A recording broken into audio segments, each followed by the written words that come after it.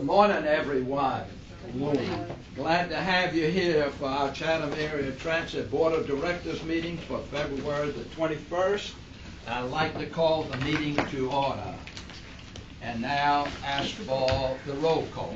Good morning, everyone. Good morning. Chairman McCaffrey. Here. Mr. Jones. Here. Mr. Broker. Here. Mr. Dawson. Mr. Durant. Here. Mr. French. Here. Mr. Holmes. Mr. Mangadal. Here. Ms. Stein. Present. Thank you. And one of the things, just see, because James has been a little under the weather, there's a good possibility that he might come, and also Wayne. Yes, sir. So watch that so that you can put them on there. Yes. Okay. Do we need to make a motion to excuse Commissioner Holmes since he was hospitalized? Yeah, we can make that, but there's a good possibility he told me that he might get here. Okay. You just told me that a little Well, while then I ago. will hold my motion. Okay, approval of the minutes for the meeting on January the 24th. We need everybody has been given the copy of the minutes for that, the January 24th meeting, and need a motion on the floor for approval. So moved, Mr. Chairman. Need a second. Second. There's a motion on the floor and a second for the January 24th approval of minutes. All in favor signify by saying aye. Aye. All opposed? Motion carries.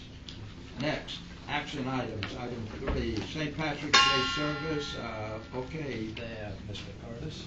Thank you, Mr. Chairman. Staff requests board to approve CAT to participate in St. Patrick's Day activities, including the provision of shuttle service, and we've done this shuttle service since 2011 from 3 locations: Savannah Mall, Westside Shopping Center, and the Island Town Center to Savannah. Funding for the shuttle comes from CAT's operating budget, and any shortfalls are reimbursed by the City of Savannah. I have a question about that. So we provide that service at no charge? It's $5. Okay, I just wanted to make sure it wasn't, I couldn't remember, and I thought. They get a wristband. Okay. Chris? Yes. I have a couple of questions. I noticed that it takes 15 buses, the estimated 15 buses. How does that impact our other route coverage? Generally, we run an alternate service on St. Patrick's Day. Last year we ran a Saturday, and so a Saturday service level, and so that's most likely what we're going to do, either Saturday or Sunday level, or a hybrid. Okay, and the indicator that any shortfall in the funding is reimbursed by the city. That's correct. Considering how the city and the county have been underpaying for everything for some time now, how comfortable are you that this will be a break-even operation? We've been notified by Sean Brandon that they will be able to cover it, and we will also sign a MOU to that effect. All right, thank you.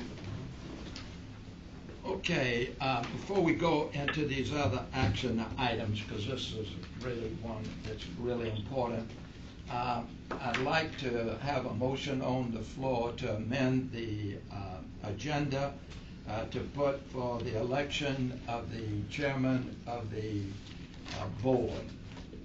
I need a motion on the floor to do that. So moved to alter the agenda, to put this item on at the end of the meeting. At the end of the second, right? Yes. Very Do we good. have a second? Second. Okay, we've got a second for that.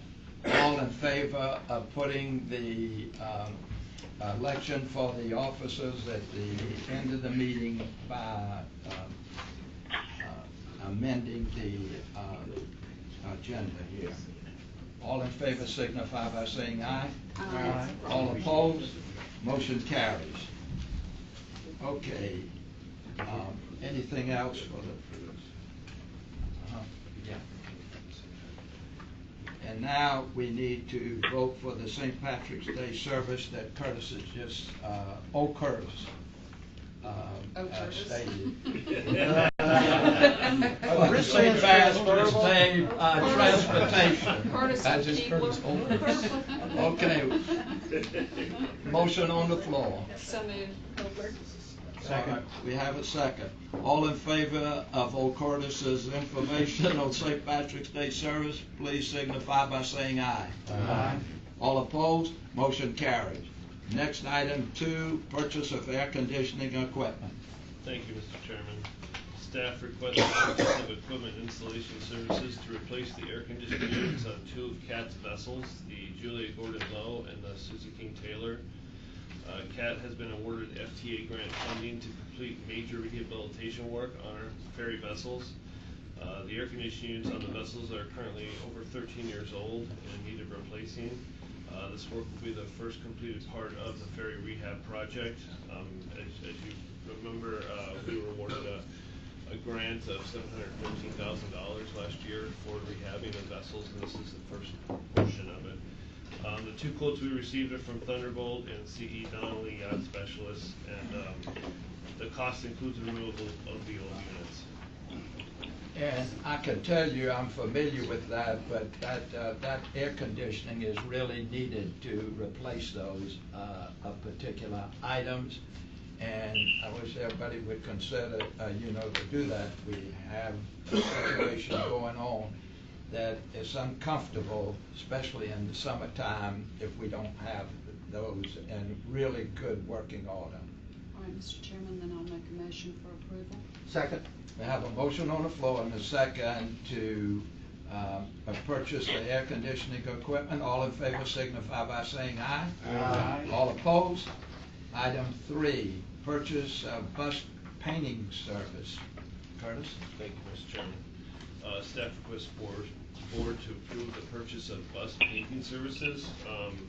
As you're aware, we recently got 5 new paratransit cutaway buses.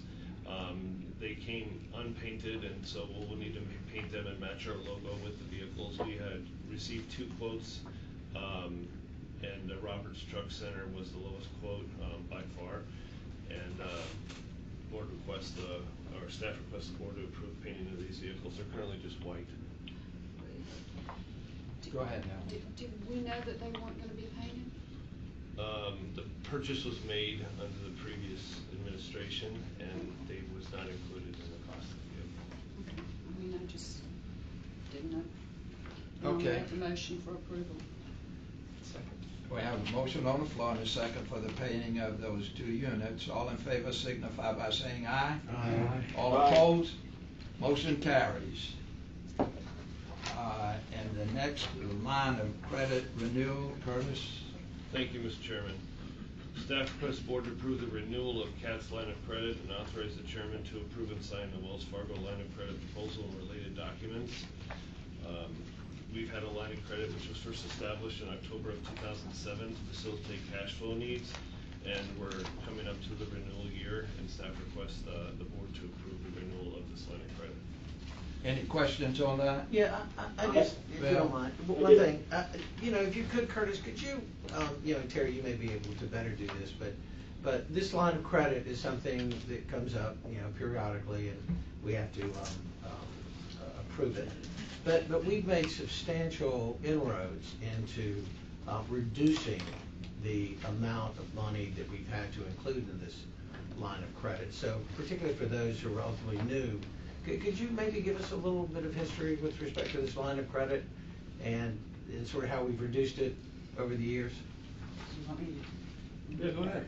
Okay, so basically, we had a $1.7 million operating line of credit, which was intended to smooth the transit tax receipts. 10 out of the 12 months, we don't receive a lot of money from our transit tax receipts. They're received from us when taxpayers make those payments, mainly in June and December. In May of 2013, when we transitioned from the OLEA management, we owed $6 million. And it basically represented prior year operating costs that were due at termination. So we had to the OLEA. So we had to increase our line of credit to cover that. So we increased it to $7.7 million. When we made those payments to the OLEA, we were left with the $7.7 million debt. 6 of it represented payments to the OLEA, then the rest was the operating line of credit balance. In December 14, we restructured that debt to move $5 million into a long-term note and have $1.5 million on an operating line of credit, which effectively reduced the entire amount by $1 million permanently.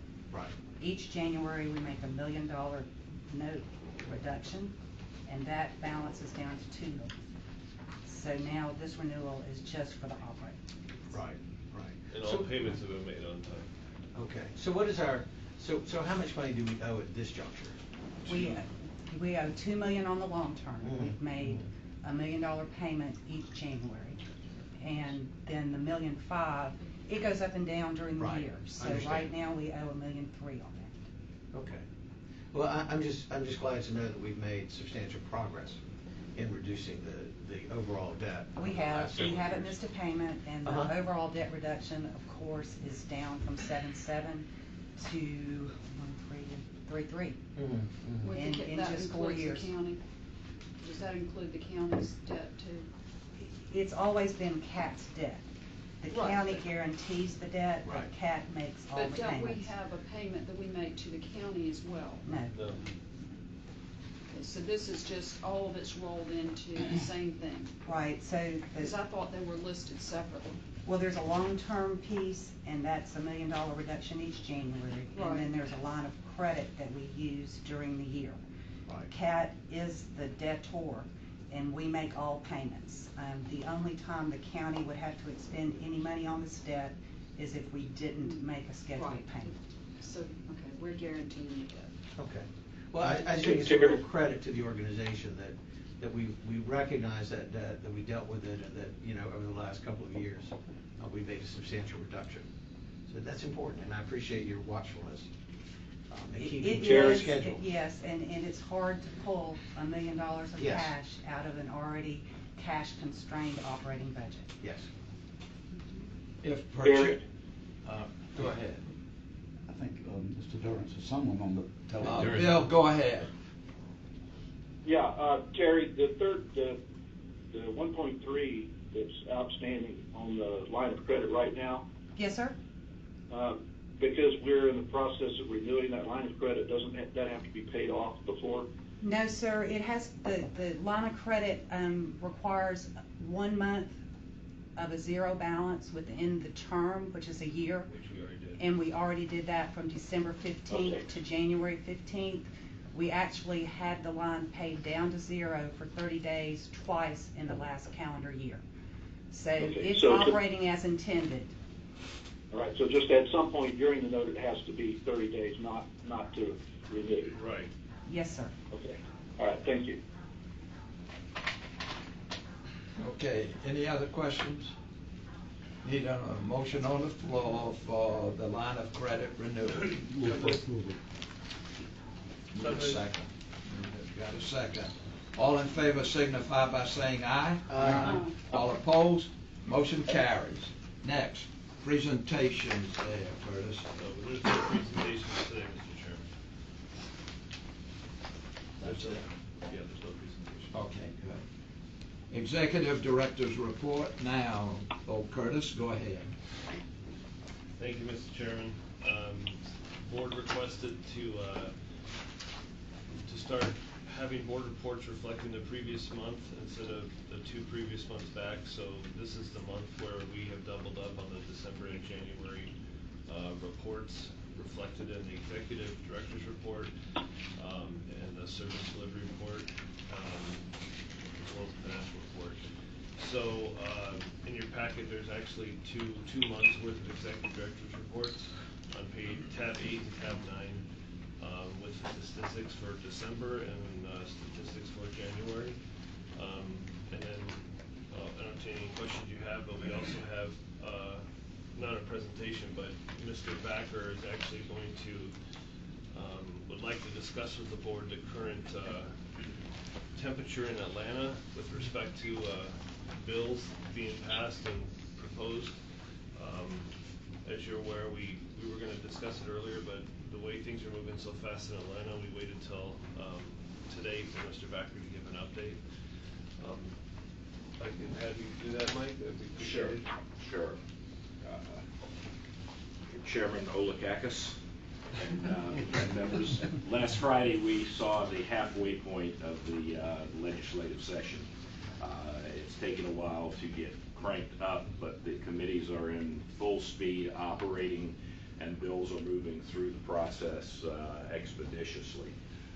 We will be in session today through Friday, which will be the last week of a series of Tuesday through Friday meetings. Next week, we're in Monday, Tuesday, Wednesday, off Thursday, and then in Friday for day 28, which is crossover day, which is the last day that a piece of legislation originating in one house can pass out to be considered on the other side. So we will see an increased schedule going through this week and into next week with a pretty controlled frenzy, I would say, on next Friday, which will be a very, very long day. Several pieces of legislation that we're interested in and have been monitoring and working on, but I will preface by saying that the House and the Senate basically are in a stand-down mode for moving any substantive transit legislation forward this session, with the exception of a commission on transit governance and finance, which I will get to in a moment. That would provide funding for conducting probably the 5th study of how transit should be supported by the state, how much money should be provided, where that money should come from, and equally as important is if there is going to be state funding coming to transit systems, should the state then have a presence on the boards for governance of each one of those bodies. So there's several things that are going to be in play. Let me back up. The first piece of legislation that we've worked on is House Bill 134, which is in your report. All of these are in your report. 134 was the ACCG, what I call bifurcated T-SPLOS legislation that provided for the ability for a single county to set up for a combination T-SPLOS for 5 years for transportation and up to 20 years for transit.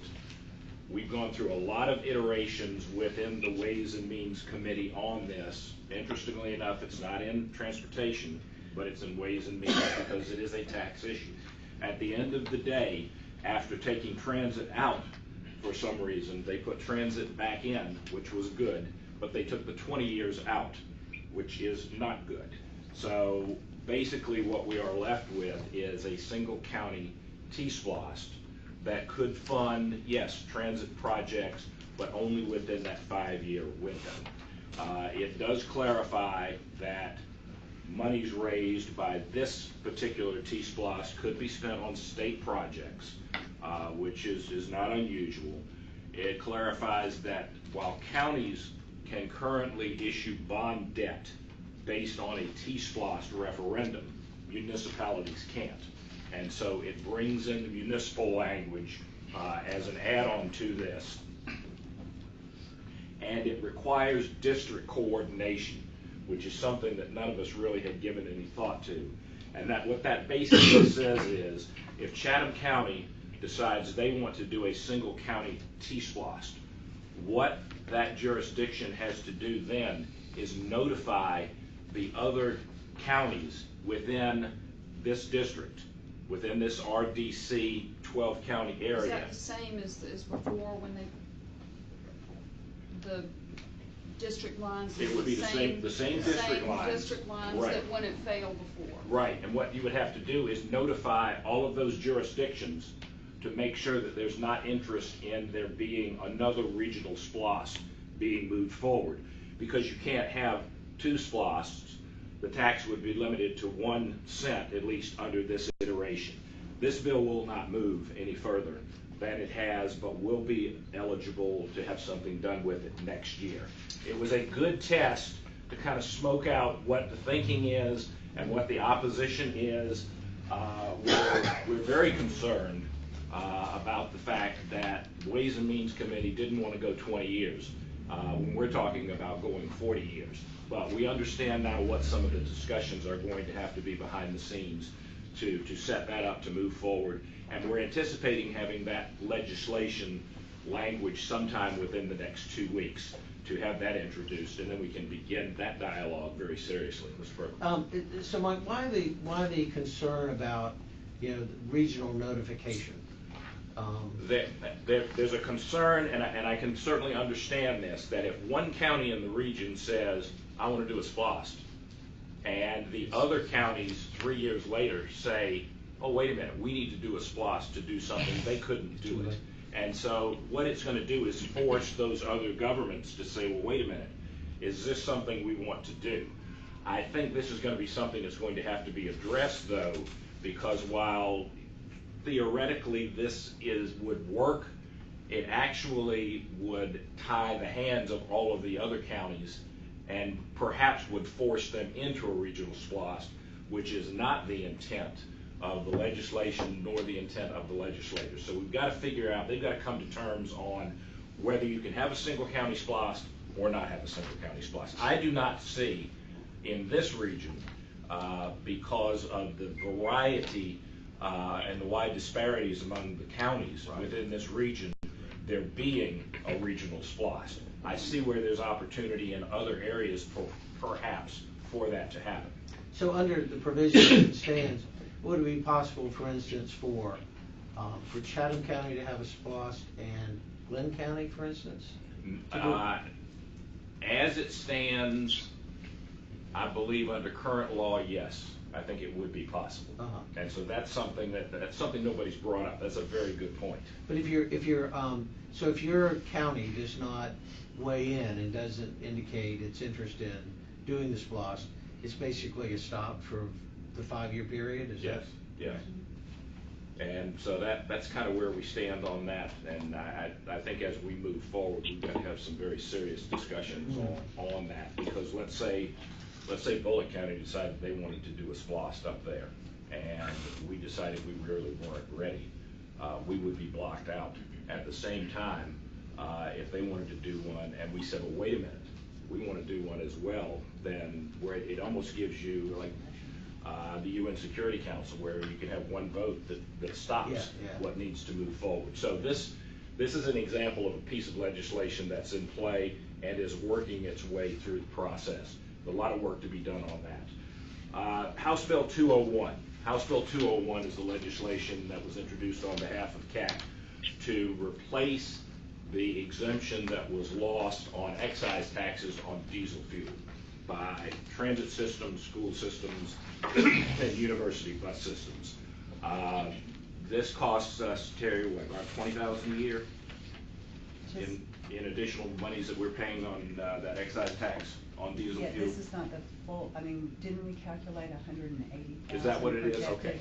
But this is the one they haven't billed? No, this is you're talking about the $100 for the heavy vehicle tax. Yeah. So it's money. 180 together is about 20. Okay, it's money that's in one, they're taking out of one pocket and putting in another. We have a hearing tomorrow at 1 o'clock on this particular bill. It will be hearing only, but we'll be able to, number one, set up the procedure whereby we'll need to get a fiscal note on this so that the auditors can understand what the impact to the state budget would be. It will not be large. The Ways and Means Committee passed out a bill last week dealing with jet fuel taxation to give the major airlines a break on jet fuel that they purchase in Georgia and are using outside of the state, and the fiscal note on that is between $14 and $30 million, and they passed it out without a blink of an eye. So they should not be constrained by the fiscal note. The game in town, though, is the Committee on Transit Governance and Funding. There are two bills. House Bill 160 is the House bill, which was voted out and is now sitting in Senate Transportation. These bills have problems, not in terms of what they are trying to do. They're basically trying to do the same thing, but in terms of what their membership structure is. The House bill calls for 4 members appointed by the governor, 5 by the lieutenant governor, 5 by the speaker. Commissioner of DOT, director of GRETA, the director of MARTA, and the directors of all of the metropolitan planning organizations in the state. And I think there are 18 of them. Wow. Now, Yes. So we're gonna just eliminate other transit systems At this point in time, and other put MPOs in there? MPOs are in there at this point. This is a point of huge contention and a huge argument up there. Yeah. The other problem with this structure, in this, there are 3 people representing Metro Atlanta, which really is not that bad because of the number of people and the number of systems up there. But the only people that have a vote in this House body are the elected members, who are basically the 14 members that we would be appointed to. All of the others are ex officio. So this is a bill that is in play. This bill, as I said, is in the Senate. There is a joint House-Senate Transportation meeting on Thursday for 2 hours. Thursday? Yes, Thursday for 2 hours. And this will be the topic of discussion. The bill in the Senate gives a little more opportunity, but still is problematic, and here's why. You've got 3 members from the Senate. Note, there's no member from the governor. 3 members from the Senate, 3 members from the House. Now, the Commissioner of Transportation, Director of CERTA / Greta, the Director of Metropolitan MARTA, the Georgia Chamber of Commerce President, the Chair of Clayton County, Cobb County, DeKalb County, Fulton County, Gwinnett County, Paulding County, Athens-Clarke County's Mayor, and Director of the Atlanta, Augusta, Columbus, Macon, and Savannah-Chatham MPO, which again, it's 9 representatives We need a from Metro representative Atlanta. from this ordinance. That's what we're trying to get. So just to clear things up, Mike. So Georgia traditionally has not funded transit. Right. They are now considering funding transit, but they want governance over how that money is spent, a la they would like somebody at the board, on those boards. That probably is the discussion at the end of the day. And they're forming a committee to discuss how they're going to fund this Right. and control it, right? And on this committee is going to be representatives that really have no impact with direct funding for our agency. And do not operate systems. So in a sense, the way it's proposed is that Chatham Area Transit will not have a voice in how this money is allocated or governed. Let me hit that final point. It will not have a choice, but probably will have a voice of input in how they determine the funding. But will not be is able going to to vote. Would not be able to vote. Right, so the effort is to get us a seat at that table so we can have some sort of leverage into how this money is allocated. Yes. Since we are a directly funded agency. That is correct. We large enough to be on as well. We're the 2nd largest transit Right, agency in the but state. We're the MARTA's oldest on there, but transit we're not. agency in the state. That's what I'm asking. So, yeah. So we're working on this. What we're trying to do, if they're not going to specifically put Chatham Area Transit on this body, we want the language to read vis-a-vis the MPO or designee. That then gives us the opportunity to have the MPO appoint us as the individual who, or the entity that would be represented at that table. Yes, sir. Have you put together some strategy to see how you can get somebody to the table? We are working very closely with MARTA and Georgia Transit Association and with our legislative. Me, Curtis, Ron Stevens, we have a group of people that are working to try to move this forward. We met with the speaker a couple of weeks ago and thought we had this basically set as it needed to be, but that did not happen, so we're still early in the process. Have we met with our local senators who represent our area? We met with our local senators. We have a disagreement on how this should unfold with Senator Watson, who feels very strongly that the MPOs ought to be the entities that are at the table. We have explained that we are unique in that being a community of over 200,000, we are direct with FTA, and the MPO has nothing to do with our operation, implementation, administration of any of the financial requirements of CAT and delivering the services. We continue to disagree on that. And one of the biggest issues is that financially you are dealing with an incredible maze of funding programs. 5307, 5311, 5309. You've got Health and Human Service funding, you've got local county funding, and just a basket of lines that come together that looks like a bowl of spaghetti that was dropped on the floor. It's very, very difficult to track. And unfortunately, unless you have people at the table who understand how these funds flow and what is needed for operating a good, healthy system, you're not really going to get to the end point that you need to get to. But we understand because we're direct funded. Exactly, and that's the point that we're making. All right, Yeah. so we know we've got to work with Senator Watson. What about Senator Jackson? What is his take on it? He's fine with this. Okay, so the one we really need to work on is Watson. Senator Right. Watson. So, Mike, would it help if the elected officials on our board go up there and speak with them? I think it would. Well, one of the other thing too is that the MPO is a good organization. They handle the road projects, Right. as you know, in our area. And so with that, that's part of the MPC and all.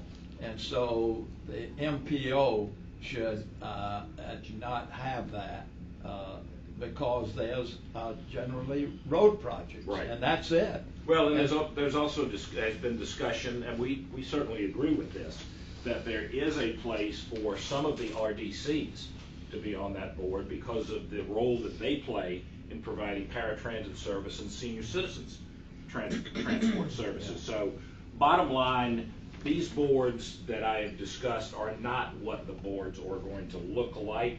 There's going to be a lot of horse trading going on. That's just what's proposed. That's proposed. These are proposed. But if it stays that way far long enough, it's going to be more difficult as days go by to change that. Exactly. If the language is not amended, it clearly says Atlanta metro area. Right. So if the language is not amended to include any other municipality Right. in the state of Georgia, we just have Right, so small we have to have the language amended. Yes. Where it says metropolitan areas who service, I guess, bus services. Right. It has to have that language in it. Right, because small agencies in rural areas are governed by the MPO as far as funding, Understood. but here we're not, and that's the. And we were successful in getting the Georgia Transit Association a seat at the table in the Senate bill with the argument that they represent all of the other small transit agencies in the state. So the challenge right now is to get our seat at the table on this very important issue so that we can have input in how we think the dollars ought to flow, if there are going to be dollars that flow. And where are they at with the? Most likely Senate bill will not move out of the Senate. I think the meeting that is going to be held tomorrow, either tomorrow or Thursday, is going to be where they start eking out exactly what the agreements are going to So be. now's We'll the time probably to- see now's these the time to bills speak on it. merged. Yes. Absolutely. Yes, Bill. And what is Senator Watson's reason for his insistence on the MPO, or do you know? I do not know. He and I have had several discussions about it, and he is intractable, and we have very simply agreed to disagree. And I had the chairman of the Senate committee and the sponsor of the bill agreeable to placing our language in the bill to add CAT on, but Senator Watson would not agree. So, Wow. yes, Wayne. Yeah, I just think we would be in error if we assume that EMPC is acting in our best interest. Well, very true. Very true. Yeah, the core argument of this is, while you can have the DOT commissioner on there, you can have the commission chairman of all of these different counties and metro area, and you can have the MPOs on there. The only people that are really on this list that are involved right now in operating transit is the head of CERTA Greta and the head of MARTA. Out of 20-some people, you've got 2 people that are making buses roll. And that's dysfunctional. Yes, there's a political component to this, but the biggest thing is there's an operational component to this and how you have to have these dollars flow. The issue of governance is an issue of if the state wants to make a contingent on you're getting funding to add 1 or 2 members to your board, well, obviously that's something that could be up to discussion and should not create too high of a hurdle, provided what the level of funding would be. Okay. And of course, the second part of this that I did not mention is the members of this will not be doing the study. The study will be funded by the state and will be done by a third party, so that they will not be sitting around tables taking testimony from people that operate systems and trying to figure out something that takes a career to figure out. They will bring some professional transportation people in who will look at the system, look at the systems, and try to determine what the financial needs are and how best would the state set up a program to meet those. Okay.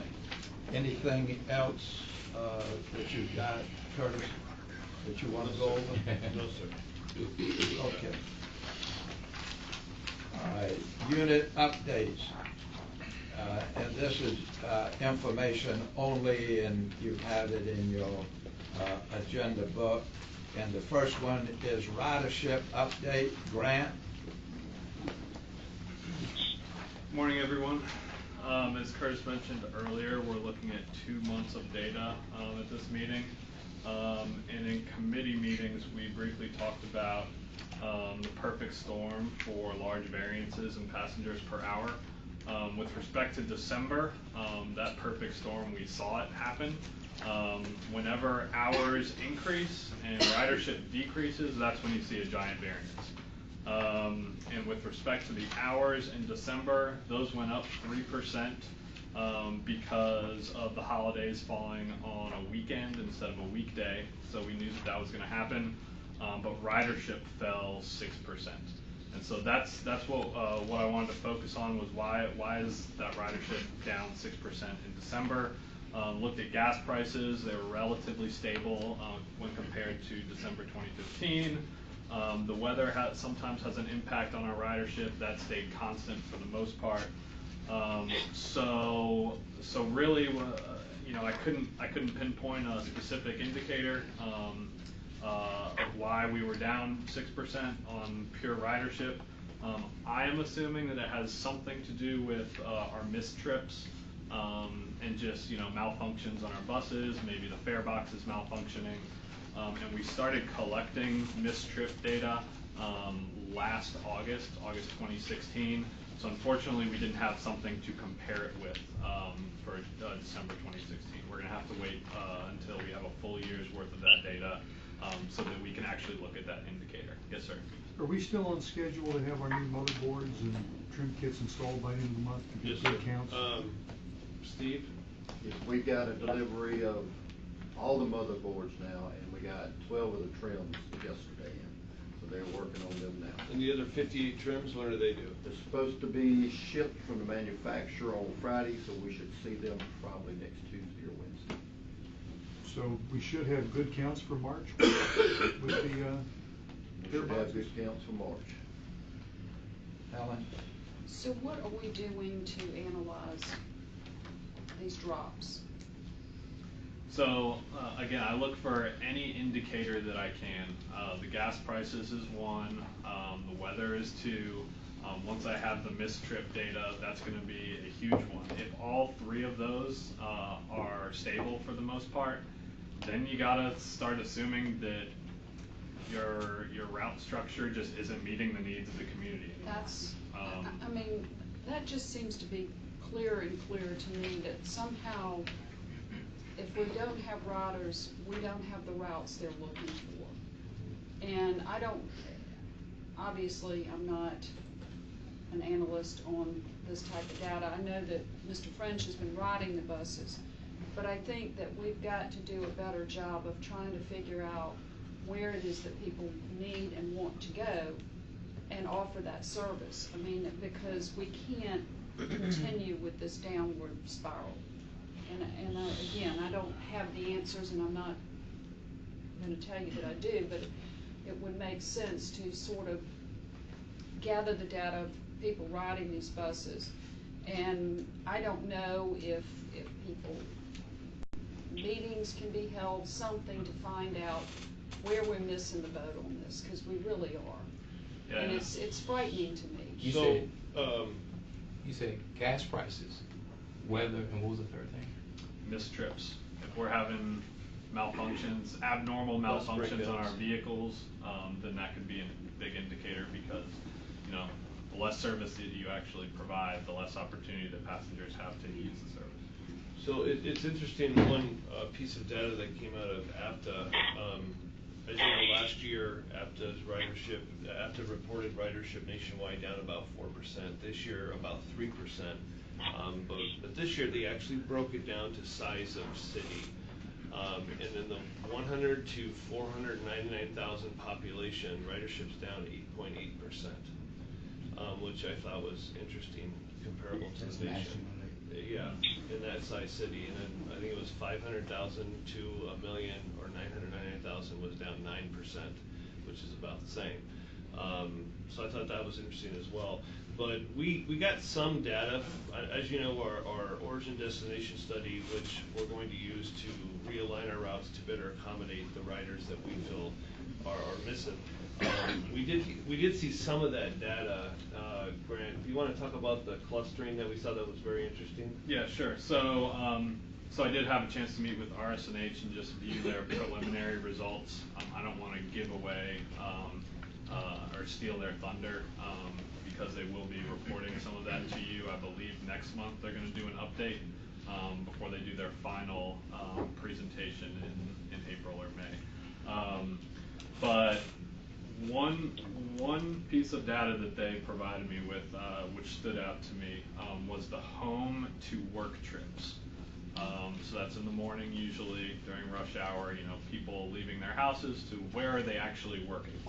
And they showed it to me visually on a map. I was expecting, you know, the ports to be a large attractor, downtown, obviously, the area where the hospitals are, even Hunter Airfield, and I was wrong. I mean, all of those were large attractors, but the largest volume of workers were actually in the Oglethorpe Mall area. Now, this is a 1.2 square mile zone. It's not just, don't think of it as they're all going to Oglethorpe Mall. It's the surrounding area around Oglethorpe Mall. And I just thought that was interesting. I mean, I think for us it's good and it's bad. It's good that we already have a strong presence at Oglethorpe Mall, with our super stop being there. And I think at the same time it's a little challenging for us because the pedestrian infrastructure is not very good around there. So we might be able to get people to a central location in that zone, but then trying to navigate on foot to their final destination is going to be really challenging. So, yes, ma'am. That goes back to my question a few months ago of number 14, Abercorn goes to Oglethorpe Mall, and then some type of an additional service instead of running these buses all out and about, is just have that spot and then get them where they need to go with either a much smaller vehicle or an Uber or a cab or something of that nature, so that we can properly service. First mile, last mile.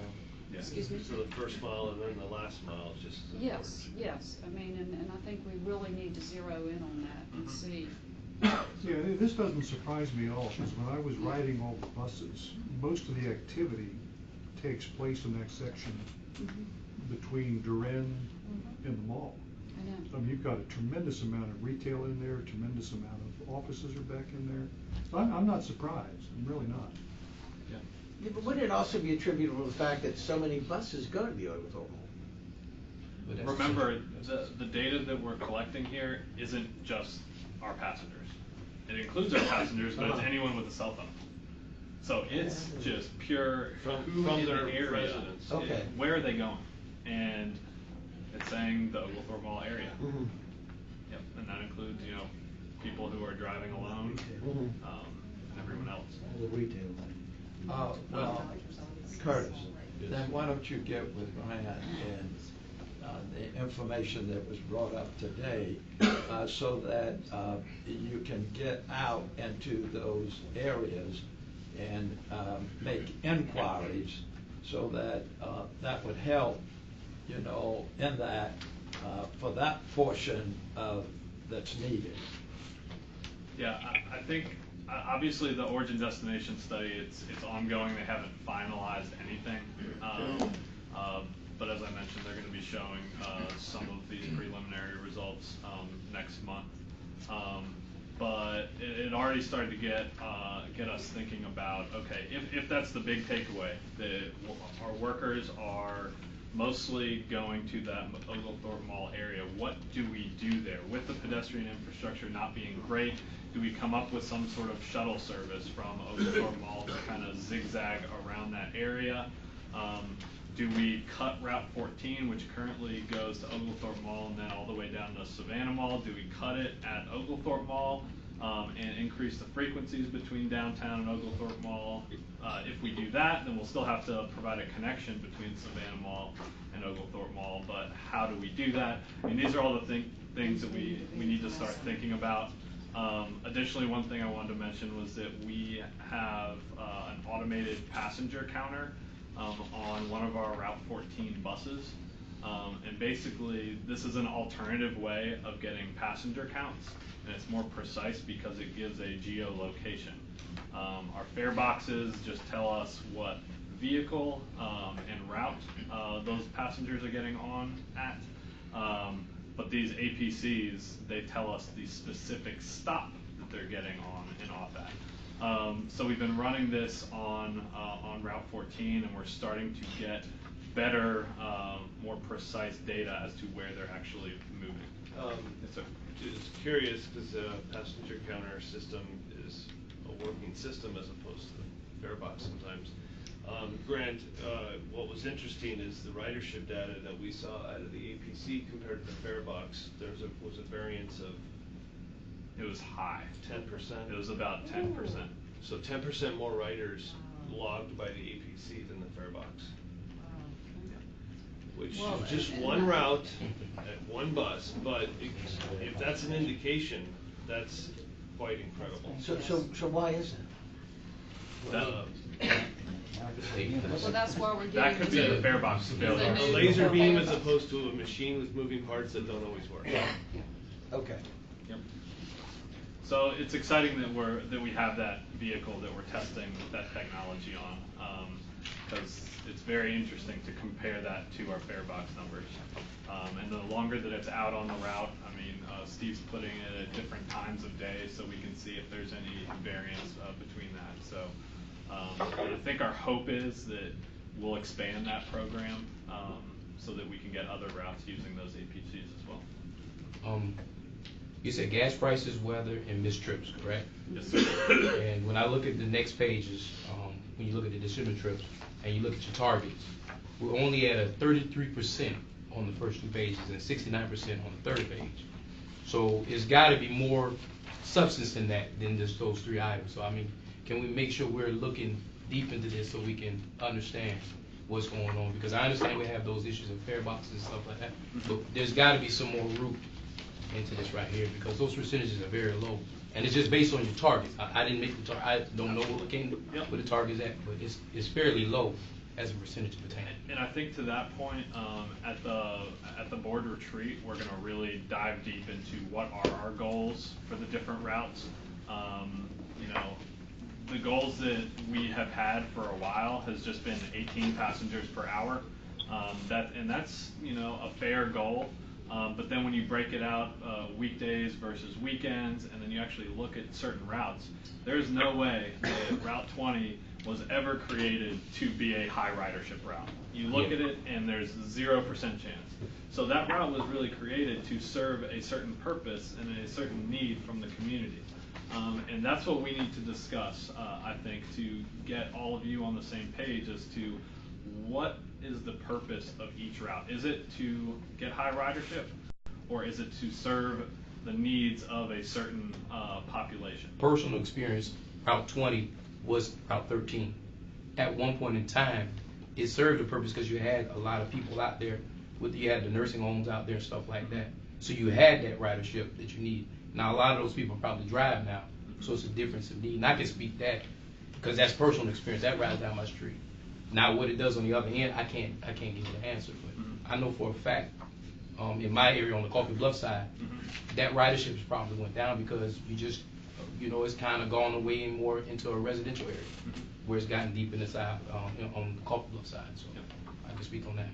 Yeah, and Route 20 is one of those interesting ones where if you look back at the old streetcar map for Savannah, our Route 20 is almost identical to the old streetcar network over in the Coffee Bluff and Skidway Island area. So not a whole lot has changed over the years with respect to that route, and ultimately that's going to probably be one that we take a very close look at for July as to how we can use our resources better over in that area.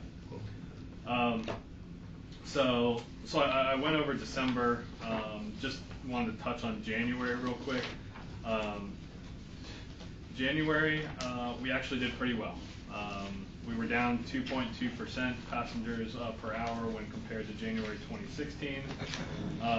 The figures are all in there in your report. We did increase the revenue hours by 3%, but our ridership increased by 1%. So that's when you look at those details, you start to figure out why why is that increase or decrease happening? Is it because you're increasing hours or decreasing hours, or what's happening with the actual raw ridership? And so there we actually did pretty well. So I'd be happy to take any more questions. Okay, thank you, Grant. Okay, next, service delivery. Curtis. Thank you, Mr. Chairman. Service delivery update is in your packet, and I'll entertain any questions. Any questions? Curtis? Yes, sir. I think I'm on the same page as you guys. Page 2, the paratransit riders. Yes, sir. Reports. Just curious, in December 2016, the paratransit riders, we dropped the number of ridership, 13% change. But we had a 57% increase in the personal care attendance. We had a 62% increase in companions. If we're losing passengers, getting this kind of increase in companions, I hate to sound cold-hearted about this, if it is, but are we providing, free rides to people? Actually, Mr. Durns, that's a typo. If you look at the top of page 2, the ridership was up 31%. 2015 in that middle box is just a typo. It should say 6105.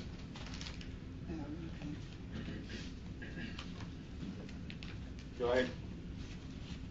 So the companions are up, but overall ridership is up as well.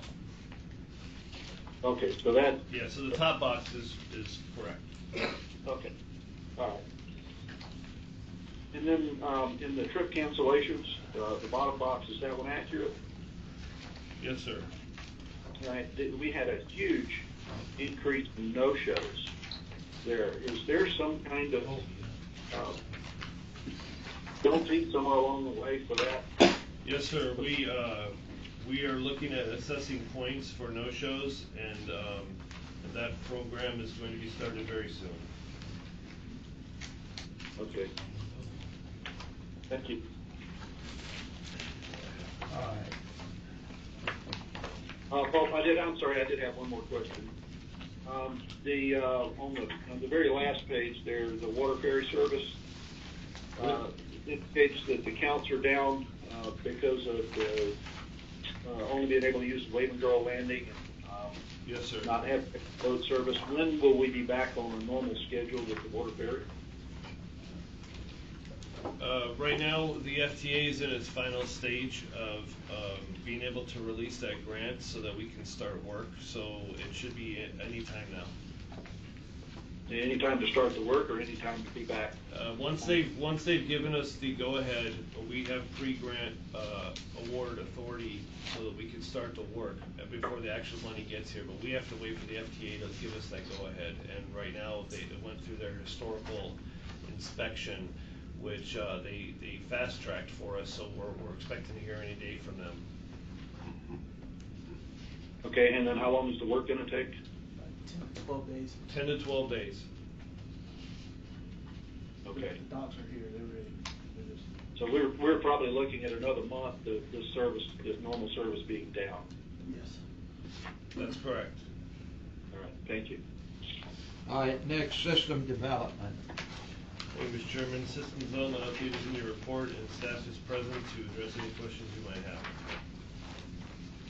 Any questions? I just have a comment. In looking at your planning and what all y'all have done, please, where necessary, call on your board to help you out with some of these issues. Because I feel like we all need to be working on the same team. And I know that when you went to meet with the city, you took Mr. Durrance, and I think that's good. And I think we all need to kind of pull together and work together. So, Yes, ma'am. just a comment. And I was gonna ask a question, I see where you met with some Uber representatives in the Systems Development Report. Yes. How'd that go? It was just kind of a touch base. I had talked to them before, but Sean Brandon with the city had not talked to Uber yet, and I thought it would be interesting, given the fact that we're thinking about redesigning some of those downtown shuttles. If there was an opportunity to potentially, partner with Uber to replace some of the routes that we currently have downtown. And so really it was just a touch base. I think next step is to get Curtis on the phone with them and Terry on the phone as well, so we can actually start talking about numbers. And maybe roll out a pilot sometime in the near future. But I think it's real positive that you're looking at creative responses to moving folks around. I do too. And Sean, did he give a reason why for his situation? Well, we were talking of the 3 downtown routes that the city helps subsidize are the Dot Express. It's indirectly they help subsidize that, but directly they help subsidize the Liberty Street Parking Garage Shuttle and the Senior Circulator. And when we were kind of doing our conceptual routing for consolidating those services, we noticed that the Senior Circulator specifically might get the short end of the stick there, because there are certain areas that we service with that particular route that might not be included in the downtown route redesign. So that's when we started thinking, okay, what other opportunities are there to service those populations? And that's when we thought, okay, well, maybe there will be an opportunity with a partnership with Uber. Okay, thank you. All right, system development. And then, Pete? yes. Pete, back up just a second based on what Grant was just saying. Yes. I noticed in the numbers that this last month or so, our Senior Circulator activity had increased substantially too.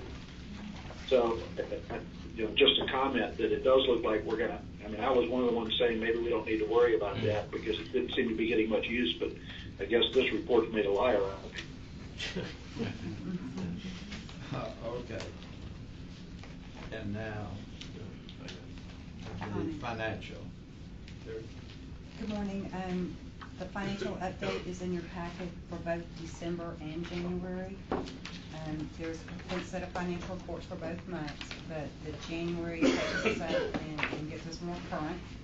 You can see in the January report that we're a little better than budget, right at $23,000 ahead of budget month to date, and that's helping close the gap on the deficit year to date.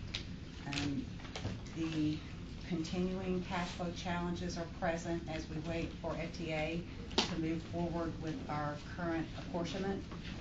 If you remember, 260,000 comes each month from the FTA and operating assistance. So we're in that 3 or 4 month period where we don't have that operating assistance, and our transit tax are low. So right now we're looking at year to date bottom line budget neutral positions, but we're also challenged with our monthly operating costs due to low cash flow. Terry, Yes, how sir. about the monies that come in from the tax office? Yes, sir. What's the status on that percentage-wise? You know, where they have to make, they can wait till November before people pay their taxes, but some pay it earlier Yes, in sir. the year, so they can split it up and not pay all the money at the same time. Right, we get we get right at 2 million in June and almost 4 million each December.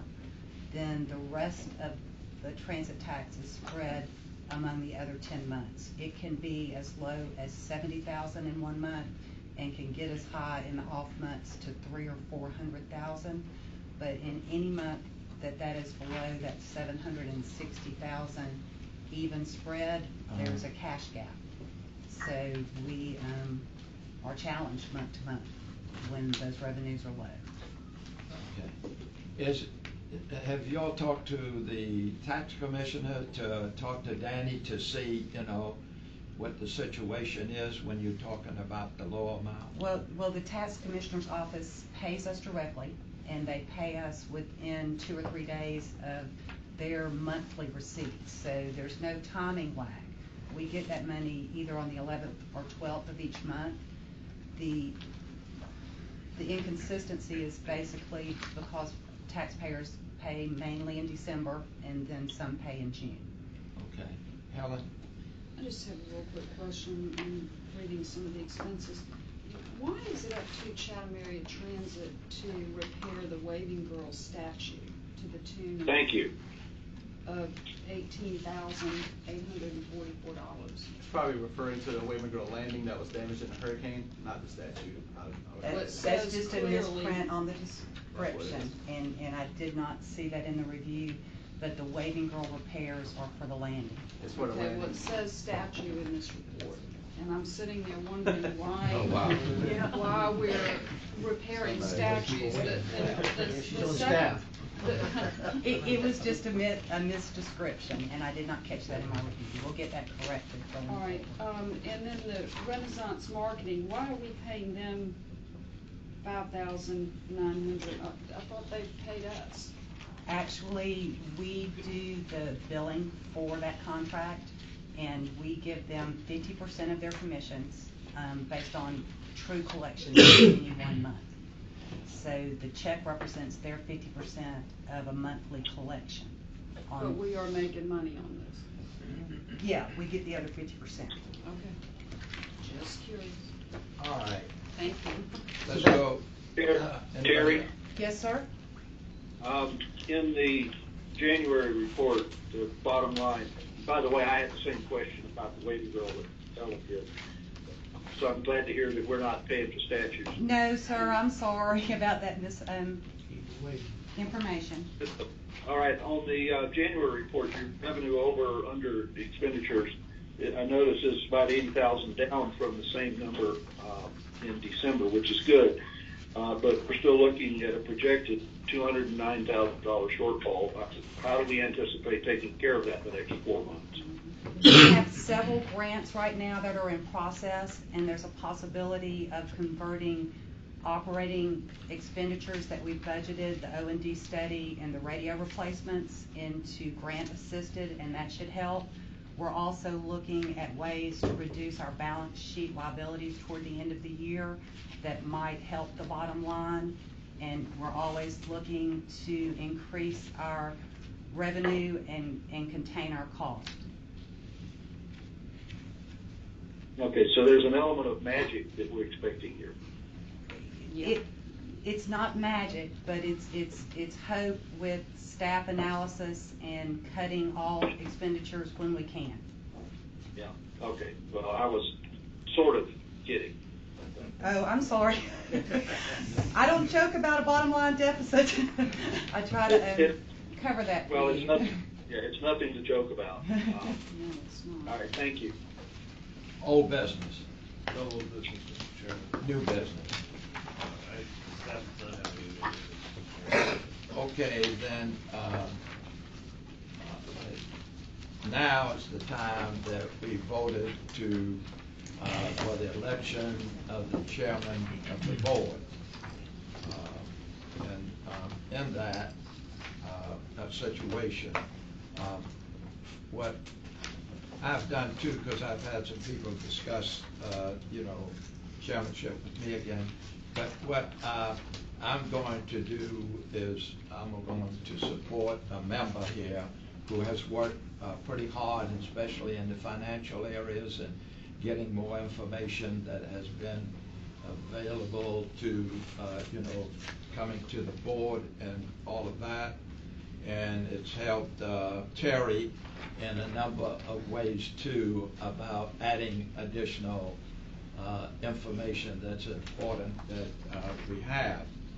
Now, and what I am not going to run for the chairmanship, and I'm just going to, at this particular point, ask the board if they will support me for that last selection that the county commissioners make as a board member. I am with a lot of agencies now. I'd like to stay on the board because of my contacts with the governor and being on his committee, and the lieutenant governor and the secretary of state and the labor board and many other of those top boards that we have at the Capitol or other areas. And I'm friends with a good many of them, and have been able to in the past to get some legislation by lobbying for it and all of that. So right now what I'd like to do is take a vote now for someone for the chairmanship. Are we in order for what we're doing procedural wise? Yes, we added it to the agenda. You added it to the agenda, which you're permitted to do it. The fact that it's not on the agenda does not preclude you from adding any and the language that's used in the Open Meetings Act, anything that's necessary that comes up during the meeting. So with that said, going forward, I nominate Mr. Howard French as chairman. Second. And I'd like to speak to that. You might want to speak to that. Money? And, I didn't mention his name when I got started there, but we can see that Howard has really participated and brought back information when he went to some of the other meetings out of state, and that's been really good. And we can see the advantages that have come about because of Howard's participation. And I think that's really good to have somebody, that is on our board. And just take, for example, that was mentioned at the last meeting and a little bit on this meeting about him riding on the buses. And when we were lacking some money going into the boxes and all, and I was just thinking Howard was riding for free. Just making a joke, but we know all members have the ability to ride the buses at no cost. So he did a good job on that, and he brought back some good information that what he saw about the routes was some of the particular buses and all, and that's one of the things that are really good to bring up to our board. Now, are there any other recommendations that anybody on the board would like to give anybody else's name for that board chairmanship? I guess I've got a question for the attorney. Last time when we voted for Ms. Stone to serve as the vice chair. Yeah. But we made that interim. Right. Yeah. And so maybe that's a separate motion. That's separate. That would be separate. Okay. But did we amend the agenda to allow us to, is it broad enough to allow us to? I guess procedurally I'm just trying to figure out how to do this. Yeah, we can do that at the next meeting. Yeah. It's okay, I just. Because what was mentioned, as we know, for the election of the chairman of this board. Okay. Mr. Dawson, it may have been before you came in, but there was an amendment to the agenda at the beginning to add the election of chairman, Yeah. not opposite. But Yeah, I heard.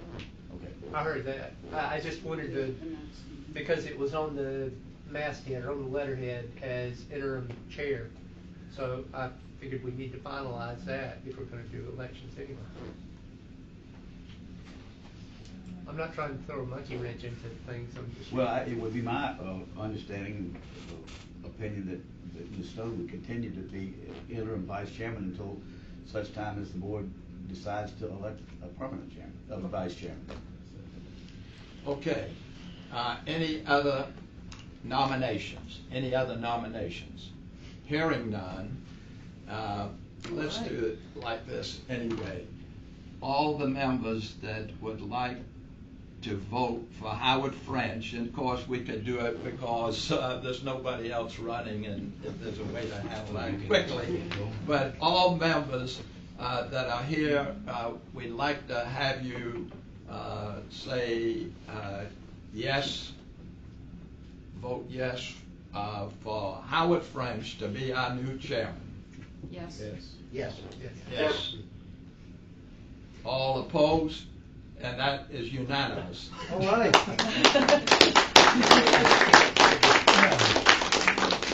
I'd like to say thank you to the board. I'm very flattered that you would ask me to do this, and I will be delighted to do it for a period. And I would like to say, personally, I want to see Pete stay on the board. So I'm going to throw that out to everybody too. I would think that I'm going to need help from Pete. So I would prefer that Pete stay with Chatham County Transit on our board. And is that a motion? Well, no, Yeah. that's something. Oh, that's right. That's something. We have to get it. That's Sorry. I do want to make one statement. This is my second meeting. Two things I would like to see more brought to the table here, and since we want a new administration, is some more information in reference to customer service, because customer service is very important to me. The second point is actually understanding the numbers and trying to make sure that we have everything where it's open for everybody to understand, because a lot of times, especially being a new member to the board, it's a lot of language I don't understand, and I take it and write it down, and I ask, Beverly if I need to ask or anything like that. But, I do want us to understand that we need to be above water when it comes to these kind of conversations. I think that when we go into our retreat, that will help you a lot. When we have the full day to explain everything, I know it's difficult for you. Well, it's not as difficult to me as I just want to make sure that customer service has always been a big point of mine. And not only that, but public safety. Public safety is also a big important piece of mine. And I mean, I understand it, and I thank you, but I understand that we need to kind of focus on those two things as well. And we can modify the report when we have over time to include numbers that may not be on there that you would like to start seeing on there, or things that maybe don't matter and you'd rather have a different kind of number. We can certainly work together to find the numbers that you maybe want to see in the customer service situation. I appreciate it. Okay. Pete, before you close, I just want to say, just briefly, you've been the board chair, of this group since we, grown independent from the Chatham County Commission, and I don't think there's anyone sitting around this table who's been a better public servant, than you, and you've done a good job with this board, but you've done a good job with a lot of things. And you're a stellar individual, and I really appreciate, sort of the way you've handled this transition, the way you've handed the baton off to someone different, but let that in no way diminish what you've done for us and what you've done for this community. I mean, you are, there's no one like you, and I really do appreciate everything you've done. Thank you very much. Here, here. Thank you. And then, of course, then Howard, the situation, if nobody said anything differently, if you just, that the board supports me to be on as a member. I Okay. think that's unanimous. Thank you. All right, then, we appreciate, yeah, okay, hope you make that meeting in time. Okay, now, as you know, right now, we've got a lovely luncheon there for our board members and then visitors and all of that. And let's see now. Beverly, Yes, sir. did everybody